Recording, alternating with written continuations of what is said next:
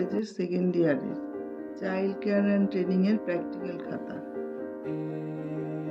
ছবিতে গল্প। এই আঁকা লেখাগুলো আমি করেছি একটা বইতে। বাদরের চিঠি।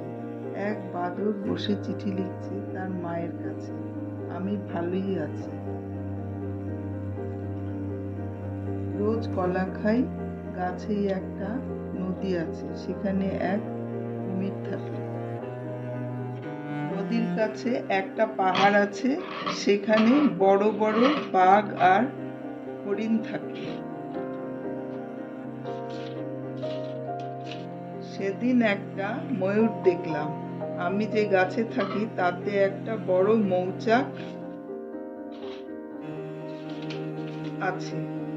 একদিন এক ভালুক সেই মৌচাকের মধু চুরি করে খেতে এসেছিল।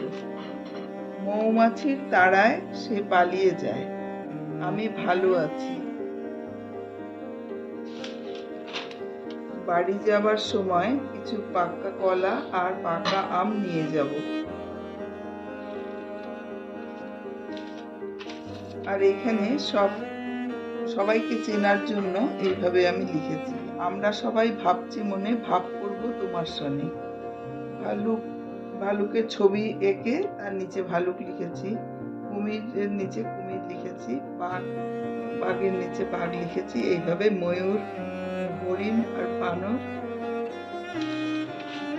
পাহাড়, আম, নদী, কলা, মৌচাক, মৌমাছি, চিঠি, এইভাবে গল্পের মধ্যে যা আছে সেটাই আবার আমি লিখে এভাবে লিখেছি।